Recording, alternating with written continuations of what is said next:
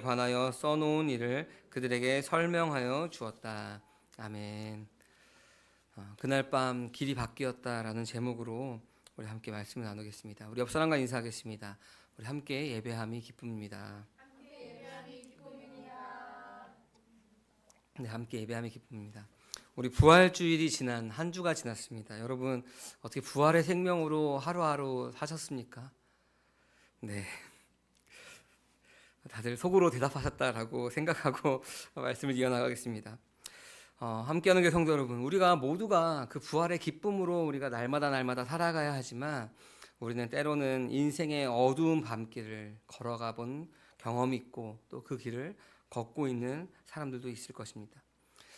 이 인생의 어두운 밤길이다라고 말하는 것은 그냥 어둠이 깔린 밤 늦은 길을 이야기하는 것이 아니라 우리가 삶의 의미를 잃어버린 길이며 혹은 희망이 보이지 않는 그 길을 걷는 것이며 하나님의 약속조차 멀게 느껴지는 그 어두움을 빗대서 우리가 인생의 어두운 밤길이라는 표현을 해봤습니다. 오늘 우리가 함께 나눈 말씀에 나오는 이 엠마오로 가는 두 사람의 이야기가 바로 그런 신앙의 밤길 한복판에서 시작이 됩니다.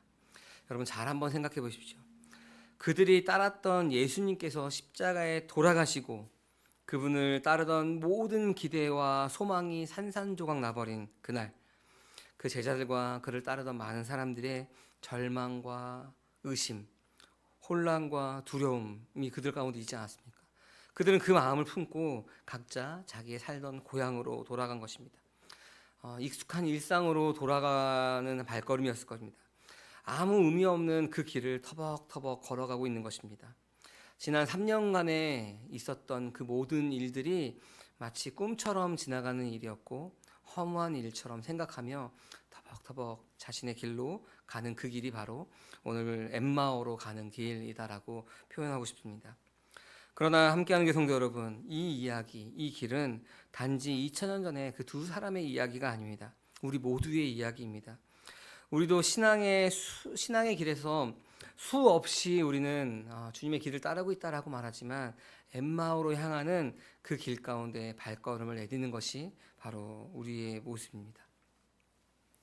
기도의 응답이 더딜 때, 삶의 고난이 계속될 때, 믿음의 확신이 흔들릴 때 우리는 마음속으로 이렇게 말할 때가 있죠. 야, 이 길 끝에 정말 주님이 계실까? 이 절망, 이 고통, 이 어둠이 끝이 있기는 할까?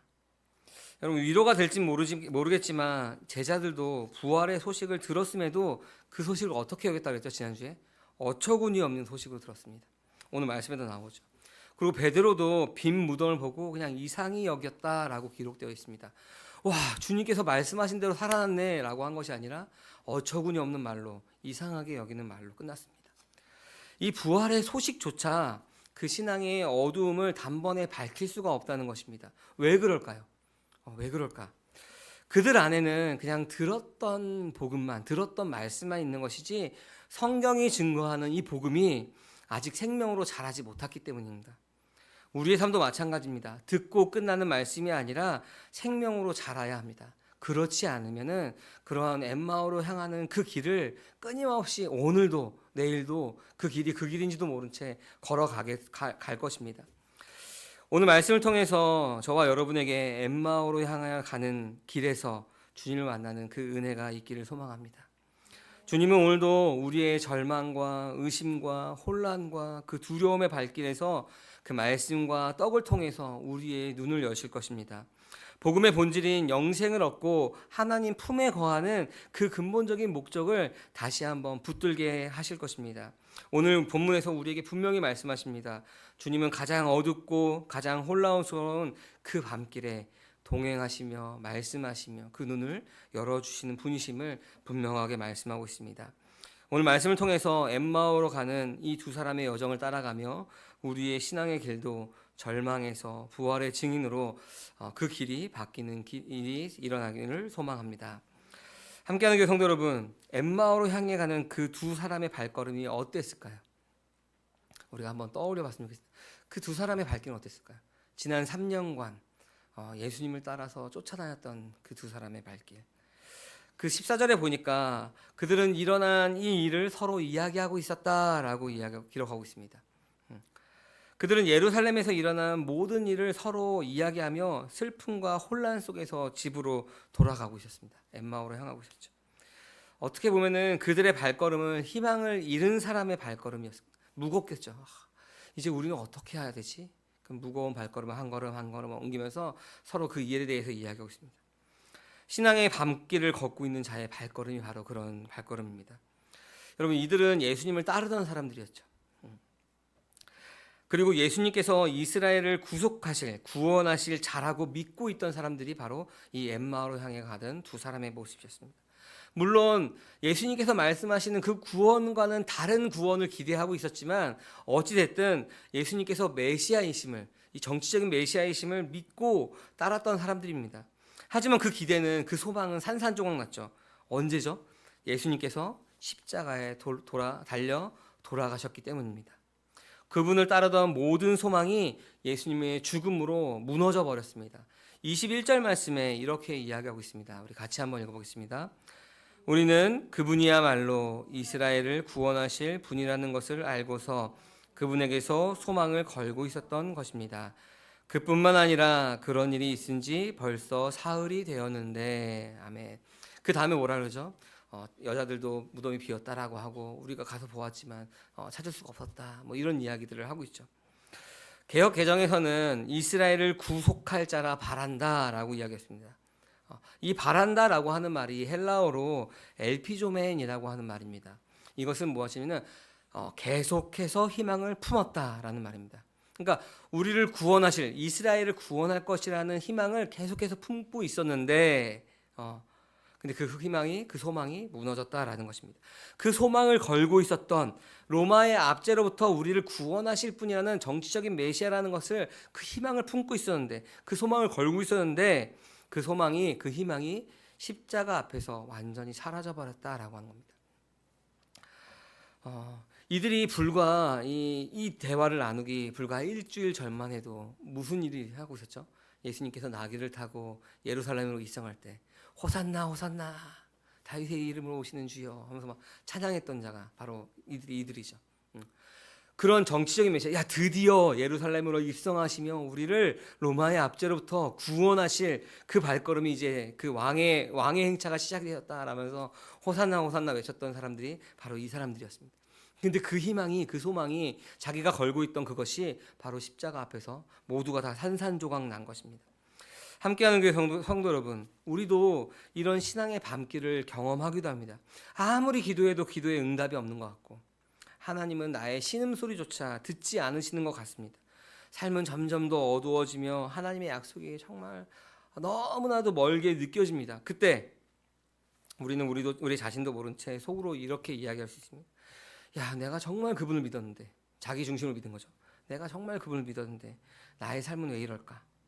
정말 그 주님이 나의 구원자가 맞나? 라는 의심의 마음이 들 때가 있습니다. 본문에서도 제자들도 그 부활의 소식을 들었음에도 믿지 못합니다. 여인들이 무덤이 비어있다라고 전하지만 그들은 어처구니 없는 말로 들으면서 믿지 않습니다. 베드로조차 빈 무덤을 보고 이상하게 여깁니다. 분명히 예수님께서 나는 사흘 만에 살아날 것이다 라는 말을 하셨죠. 제자들에게 분명히 부활하실 것을 이야기하셨죠. 근데 들어도 들리지 않았던 겁니다. 왜 들리지 않았을까요? 자신들이 생각하는 다른 기준이 있었기 때문에 그 말씀이 들어도 들리지가 않았던 것입니다. 각자 자기의 욕망을 품고 예수님을 따랐던 것이죠. 왜 죽고 살아나지? 예수님께서 우리의 정치적인 메시아, 우리 로마의 압제로부터 구원하실 분인데 그 죽었다 살아난다는 말이 무슨 말이지 하고 그냥 흘려들었을 것이죠. 믿지 않은 것입니다. 여러분, 우리는 어떤가요? 우리는 누군가를 통해서 혹은 저를 통해서 그 복음의 말씀을 듣습니다. 그러나 그것이 내 안에 생명으로 되지 않고 그냥 지식적으로 머물러 있다면 그것은 아무런 소용이 없는 것입니다. 예수 그리스도에 대한 지식만 가지고 있다면 그것은 생명이 되지 못하는 것입니다. 여러분, 예수 그리스도에 대한 지식, 경험이 아무리 탁월해도 그 우리의 신앙이 사람의 말과 경험 그리고 감정 안에만 머문다면 신앙의 밤길에서 쉽게 길을 잃어버릴 수가 있는 것입니다. 여전히 엠마오로 가는 그 두 사람의 길을 걷고 있는 거죠. 그래서 우리는 그 말씀을 붙들어야 됩니다. 우리의 감정은 언제나 흔들릴 수 있기 때문에 그렇습니다. 작은 돌멩이에도 넘어지는 것이 우리의 감정이죠. 확신을 가지고 있다가도 무엇인가 사소한 문제가 딱 발생이 되면은 와 하고 넘어지는 것이 우리입니다. 그러나 말씀은 그렇지 않죠. 여러분 열왕기상에 보면은 엘리야도 그랬습니다. 우리가 정말 위대하게 생각하는 그 엘리야 선지자도 그러한 넘어짐을 겪게 됩니다. 좀 위로가 되었으면 좋겠는데 갈멜산에서 하나님의 위대한 승리를 경험합니다. 엄청 놀라운 하나님께서 그 전쟁을 승리하게 하시죠. 근데 이세벨의 위협 앞에 무너지는 것이 그 엘리야였습니다.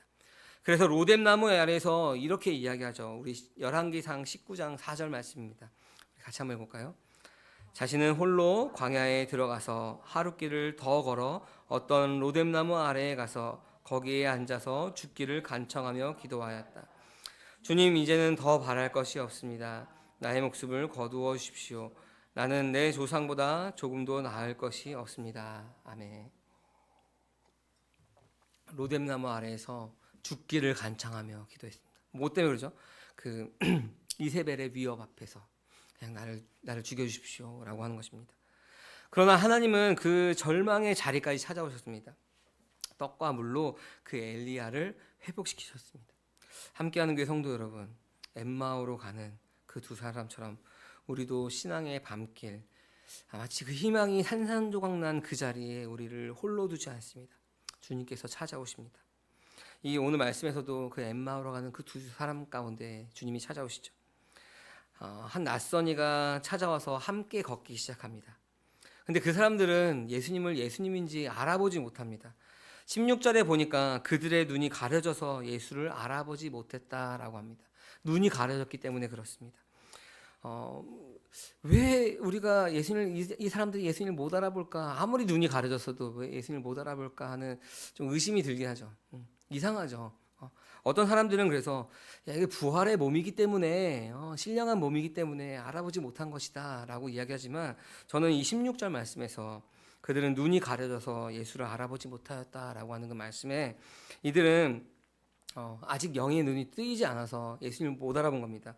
인간의 이성과 경험으로만은 그 부활하신 주님을 알아볼 수가 없는 것입니다. 그럼 성령의 도우심으로 그 말씀이 깨달아져야 그 예수님이 누구인지 알 수 있는 것입니다. 우리가 말씀을 읽지만, 말씀을 보지만 예수님 누구인지 알지만 그 예수님이 우리의 삶과 직접적인 연관이 우리가 영의 눈이 띄어지지 않는다면, 그 말씀이 깨달아지지 않는다면 아무런 상관이 없는 것입니다. 많은 사람들이 십자가를 이야기하죠. 그러나 여러분, 우리 옛사람이 그리스도와 함께 십자가에 못 박혀 죽었다라고 하는 그 사실이 성령의 도우심으로 깨달아지지 않는다면 아무런 소용이 없는 것입니다. 교회는 다니지만 깨닫지 못한다면 우리는 깨달은 척하면서 살 수 있습니다. 그것을 우리가 뭐라 그러죠? 종교 행위라고 이야기하죠. 종교 행위를 가지고 있는 사람들은 누구보다 열심히 할 수 있습니다. 어떻게 하냐면 제가 그랬기 때문에 정말 열심히 했습니다. 종교 행위를 가지고. 왜냐하면 그거를 해야지만 내가 깨달은 사람처럼 보일 수 있기 때문에 그렇습니다. 그런데 여전히 저는 어두운 밤길을 헤매는 엠마오로 가는 그 두 사람과 같은 길을 걷는 사람이었습니다. 우리 25절 말씀에 보면은 이렇게 나옵니다. 우리 같이 한번 읽어볼까요? 예수께서는 그들에게 말씀하셨다. 어리석은 사람들입니다. 예언자들이 말한 모든 것을 믿는 마음이 그렇게도 무디니 말입니다. 그리스도가 마땅히 이런 고난을 겪고서 자기 영광에 들어가야 하지 않겠습니까? 아멘. 예수님께서 엠마오로 향해 가는 그 두 사람에게 무엇이라고 말하는 어리석은 사람들입니다. 예언자들이 말한 모든 것을 믿는 마음이 그렇게도 무디니 말입니다. 그리스도가 마땅히 이런 고난을 겪고서 그들이 이제 예루살렘에서 이야기하는 그 십자가의 고난을 받죠. 자기 영광에 들어가야 하지 않겠습니까? 라고 말씀하시고서 말하고 그 27절부터 뭐라고 얘기하냐면은 모세와 모든 선지자들부터 시작하여 성경 전체에 예수님에 관한 자기에 관한 것들을 자세히 풀어서 설명하십니다. 풀어주었습니다. 여러분, 예수님은 구약 전체에 흐르는 그 메시아의 예언과 고난, 죽음 그리고 그 부활의 영광, 이 모든 것들이 자신을 향해 가리키고 있음을 성경을 통하여서 풀어준 겁니다. 예수님께서 그들에게 너 나와 함께 있을 때 오병이어의 기적 기억 안 나? 너 풍랑 가운데 내가 고문에서 자고 있을 때 막 깨워서 그 풍랑을 잠잠하게 했던 거 기억 안 나? 이런 경험들을 이야기하시지 않았죠. 자기 경험이나 체험을 이야기한 것이 아니라 오직 성경을 통해서 그리스도이심을 증거하십니다. 우리가 분명히 기억해야 됩니다. 복음의 본질은 사람의 말이나 전통에 있는 것이 아닙니다. 감정이 아닙니다. 성경에 기록된 예수 그리스도에 대한 진리에 있습니다. 이것을 안다면은, 이것을 깨달았다면은 우리는 매일 말씀을 가까이 할 수밖에 없습니다. 안다고 말하면서 말씀을 가까이 하지 않으면은 모르는 것이죠. 이게 필요합니다라는 것이 간절히 느껴지면 그것을 찾아가겠죠. 이게 필요하면 무슨 수를 써서라도 그걸 구해내겠죠. 여러분, 말씀이 우리 가운데 그게 필요하다는 것을 우리가 안다면은, 그것을 깨달았다면은 우리는 하지 말라 그래도 말씀을 가까이 할 수밖에 없습니다. 그래서 우리 교회가 뭘 하고 있냐면은 말씀 함께 걷기라는 걸 하고 있습니다.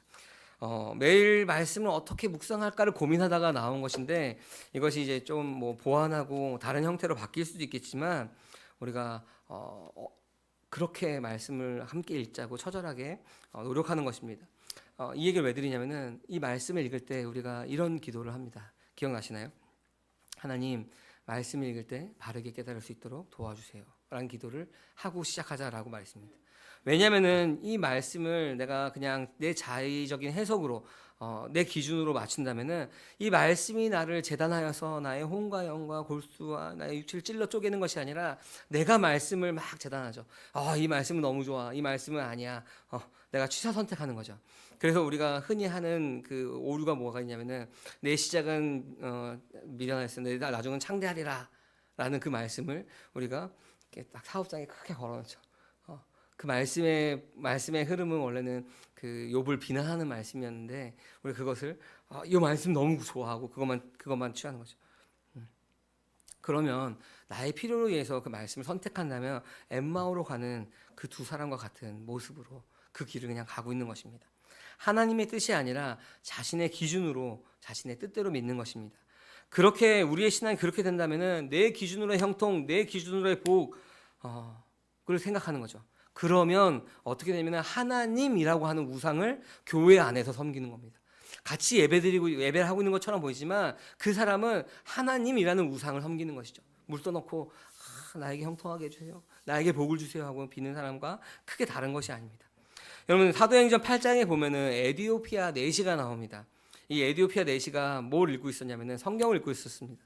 이사야서를 읽고 있었죠. 그런데 그 뜻을 깨닫지 못합니다.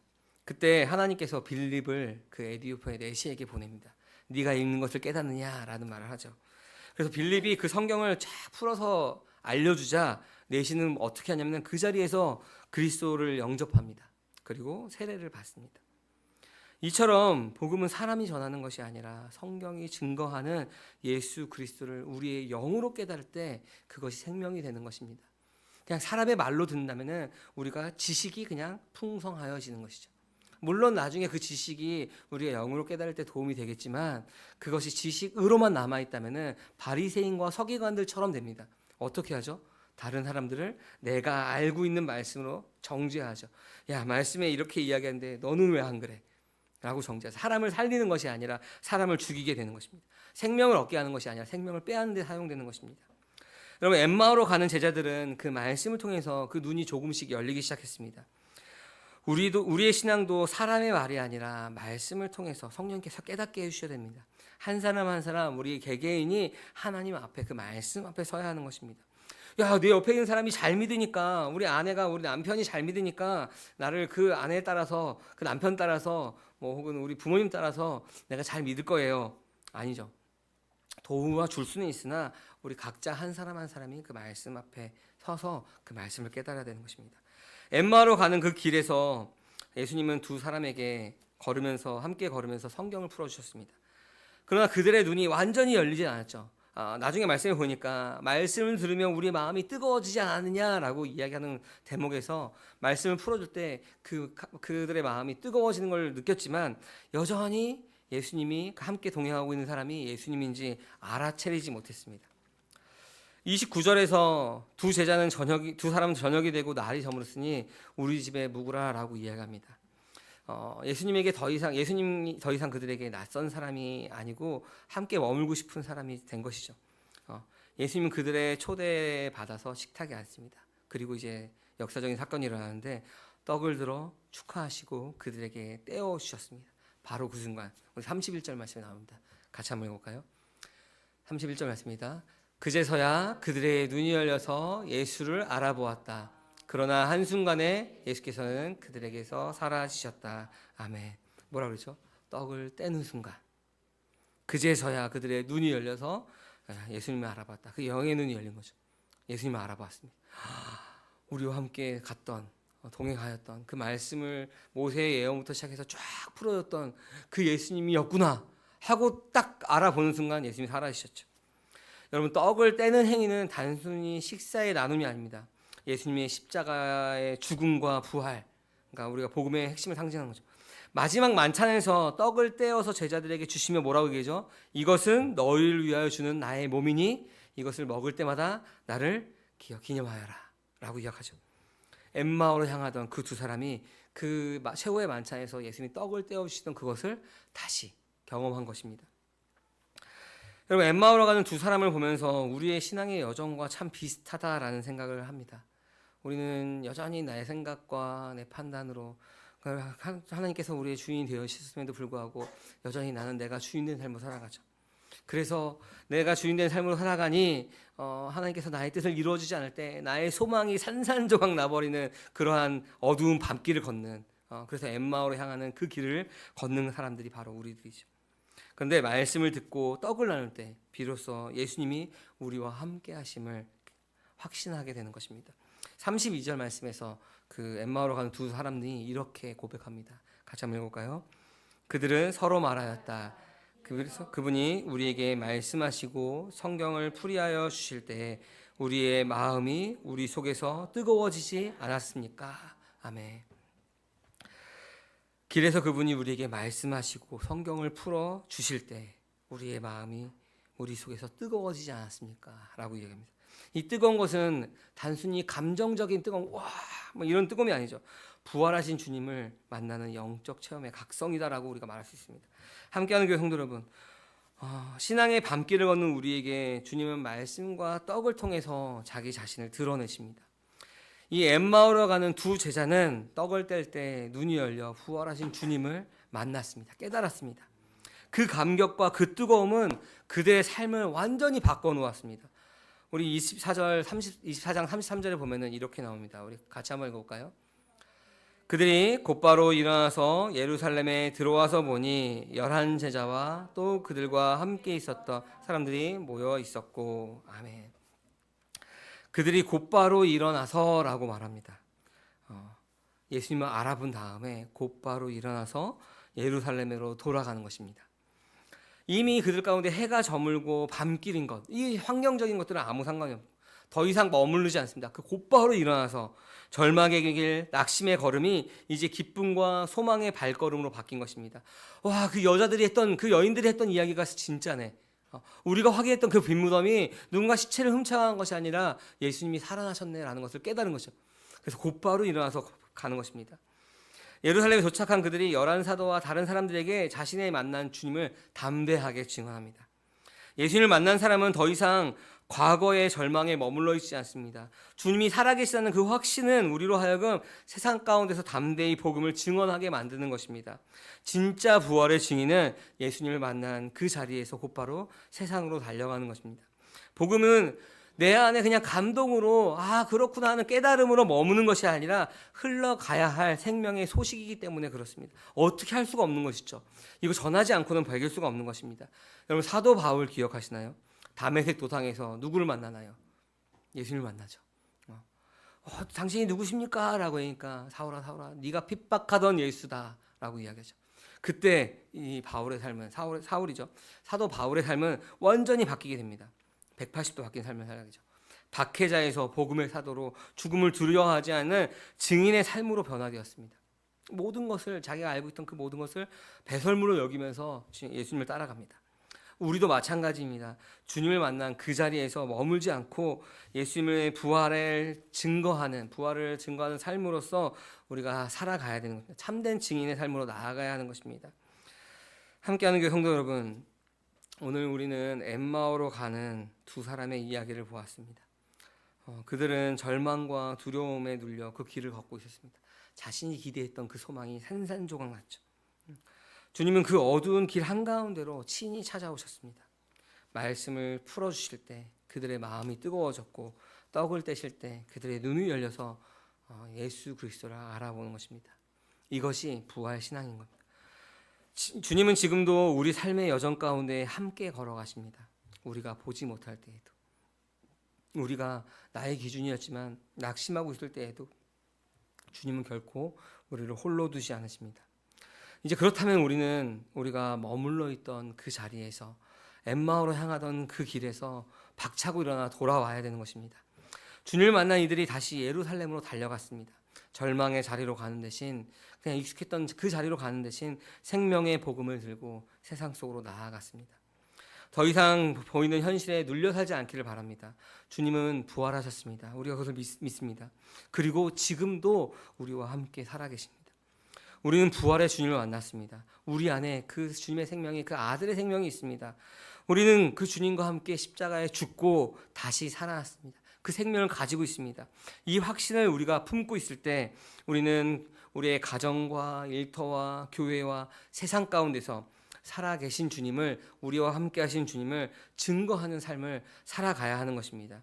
우리 안에 그 뜨거운 믿음이 살아나기를, 우리의 눈이 열려 주님의 임재를 보기를, 우리의 삶의 모든 순간마다 주님이 나와 함께 하신다라는 그 흔들릴 수 없는 그 확신 가운데 우리가 길이 바뀐 자로서 살아가기를 주님의 이름으로 간절히 소망합니다. 아멘. 이 시간 우리 함께 들은 말씀을 기억하면서 우리 결단하며 기도하기 원합니다. 우리가 혹시 지식으로만 그 주님의 말씀을 알고 있었습니까? 그럼 그 지식이 우리가 생명으로 바뀔 수 있도록 좀 도와주시옵소서. 내가 지식을 가지고 종교 생활로서 살아가는 것이 아니라 생명으로 신앙생활하며 살아가게 하여 주옵소서. 우리가 엠마오로 가던 그 어두운 밤길이 아니라 주님 예루살렘으로 향하던 그 두 제자의 발걸음이 될 수 있도록 좀 도와주옵소서.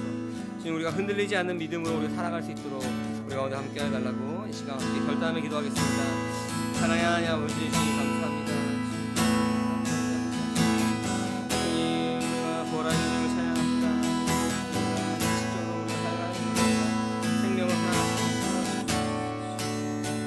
주님, 엠마오로 향하던 그 길이 아니라 주님, 우리가 예루살렘에 향하던 그 두 제자의 발걸음을 낼 수 있도록 좀 도와주시옵소서. 흔들리지 않는 믿음으로 살아갈 수 있도록 도와주시옵소서.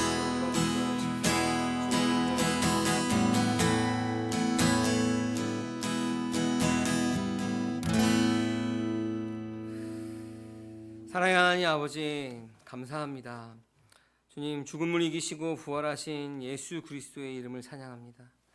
절망 가운데 있던 우리에게 다가오셔서 함께 걸어주시고 말씀하여 주시며 떡을 떼어주시니 감사합니다. 그때 우리의 눈이 열어서 주님을 깨닫게 하시니 주님 감사합니다.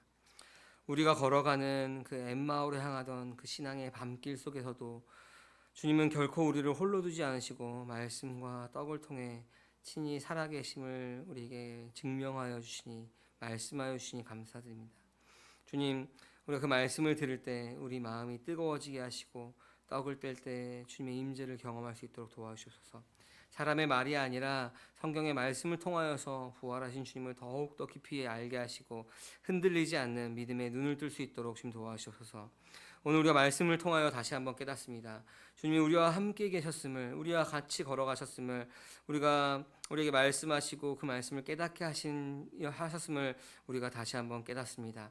주님, 엠마오로 향하던 두 사람처럼 머물러 있던 그 자리를 박차고 일어나서 부활의 주님을 전하며